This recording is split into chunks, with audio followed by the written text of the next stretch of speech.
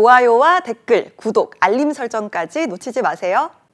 뉴스 속 경제 이슈는 더 쉽고 깊게, 최신 고용 동향은 더 빠르게 전해드리는 고용브리핑 365 시간입니다. 안채린 기자, 안녕하세요. 안녕하세요. 네, 오늘은 어떤 이슈인가요?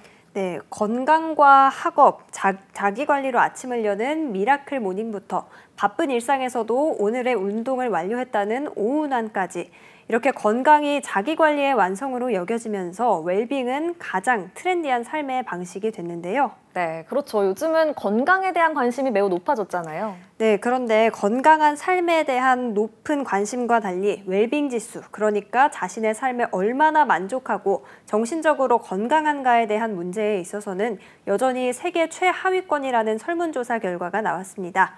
왜일까요? 이슈픽에서 짚어보겠습니다. 네, 정신건강 중요하다고 생각은 하지만 잘 돌보고 있는가라는 질문을 받는다면 저도 선뜻 네라고 답을 할 수는 없는 것 같아요. 네, 그래서인 것 같은데요. 한 글로벌 스포츠용품 브랜드에서 나라별 사람들의 웰빙 인식 수준을 진단해서 글로벌 웰빙 지수를 발표했는데요. 우리나라의 웰빙 지수는 63점으로 세계 평균인 66점보다 3점 낮은 수치를 기록했습니다. 전체 14개 나라 가운데 호주와 함께 공동 12위로 최하위권이었는데요. 그뿐만 아니라 현재의 웰빙 수준에 대해서도 대체로 만족하지 못하고 있었고 자신의 웰빙 수준이 적절하다고 답한 비중은 6%에 그쳐서 전 세계 평균보다 2배 이상 낮았습니다. 네, 한국의 웰빙 지수가 이렇게 다른 나라에 비해서 유독 낮은 원인은 무엇일까요? 네, 사회의 분위기가 한 몫을 한다고 얘기할 수 있을 것 같습니다. 우리나라는 힘들 때 어디 가서 저 힘듭니다 이렇게 얘기를 하기가 쉽지 않은 문화인데요. 실제로 이번 조사에서도 한국 전체 응답자의 58%가 이런 어려움을 이야기하는 것이 용인되지 않는 문화가 있다 이렇게 답했습니다. 네.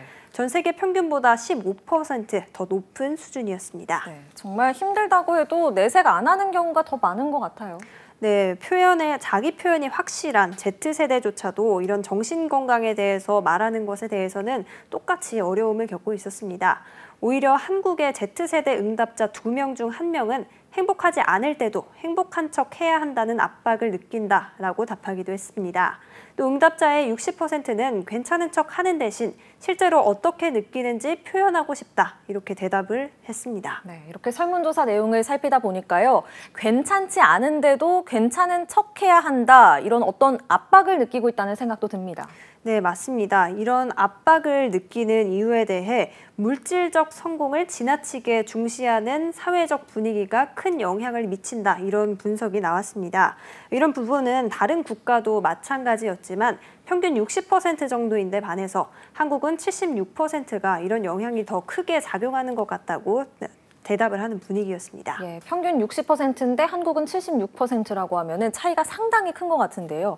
이런 사회 문화적 분위기 탓인지 한국인의 우울증 지수도 다른 국가와 견주어서 높은 편이지 않습니까? 네, 맞습니다. 한국인의 우울증 지수는 OECD 국가 중 1위를 기록하고 있는데요. 지난해에는 우리나라 우울증 환자가 처음으로 100만 명을 돌파하기도 했습니다.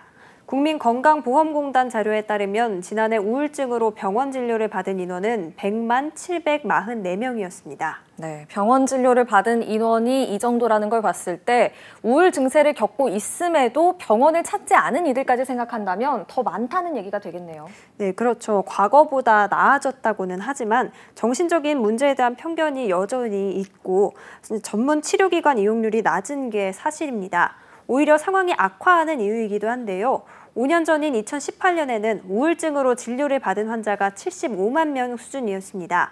해를 거듭하면서 환자가 늘어나면서 5년 만에 32.9%가 증가하는 모습을 보이기도 했습니다. 네, 그렇다면 우울증 환자는 주로 어떤 연령층에 많았나요? 네, 지난해 진료를 받은 우울증 환자는 20대가 18.6%로 가장 많았습니다. 네. 다음으로는 30대가 16%, 60대가 14.3%로 뒤를 이었는데요. 모든 연령층에서 비슷하게 나타났습니다. 성별로 살펴보면 여성 우울증 진료 환자가 2배 이상 더 많았고요. 특히 지난 5년간 우울증 환자가 가장 가파르게 증가한 것은 20대 여성이었습니다. 네, 사회생활을 시작하면서 인생에서 가장 활력이 넘치는 시기가 20대인 것 같은데 현실은 오히려 반대네요. 네, 일단 코로나19 사태에서 원인을 찾는 전문가들이 많았습니다. 코로나19 사태로 인한 경제적 어려움이나 교육난과 취업난, 그리고 사회 양극화 탓에 우울증과 불안장애가 증가했던 건데요. 또 20대는 관계 맺기의 욕구가 큰 시기인데 사회적 거리두기로 대면이 단절되면서 소셜미디어에 대한 노출이 높아졌고 SNS에 담긴 타인의 화려한 모습을 본 뒤 상대적 빈곤감과 고립감에 빠지게 됐을 가능성이 있다는 겁니다. 네, 이렇게 심적 고통을 겪는 사람들이 늘어나고 있는데요. 대책 마련이 필요하지 않을까요? 네, 우울증은 병원에서 제때 진료를 받고 약물 치료를 통해 충분히 호전될 수 있는 만큼 학교나 직장, 지역사회에서의 치료 접근성을 높이는 사회적 장치가 필요합니다. 전문가들은 불면증이나 무기력증이 2주 이상 지속되는 등 우울감이 심해지면 전문의를 찾는 게 좋다고 얘기하는데요. 물론 개인의 노력도 중요한데 우울감으로 일상생활이 어려우면 진료를 받는 게 필요하고 술이나 SNS 등에 의지하기보다는 대인관계, 문화활동 등 균형 잡힌 생활을 추구하는 노력도 중요하다는 조언이 나옵니다. 네, 오늘 한껏 이슈 어떤 소식 준비하셨나요? 네, 앞서 조사에서도 짚어봤지만 우리가 내적으로 힘들다고 쉽게 주변에 털어놓지 못하는 건 사회적인 인식 탓도 있지만요. 이런 말을 할 때 쏟아지는 걱정을 가장한 상처가 되는 말들 때문이기도 합니다. 이런 마음 상태인 주변인의 이야기를 들을 때 도움이 되는 점을 들고 왔습니다. 네, 맞아요. 물론 악의는 없겠지만 오히려 하지 말걸 이렇게 후회하게 만드는 이야기를 주변에서 듣게 되면 더 안으로만 숨게 될 것 같습니다.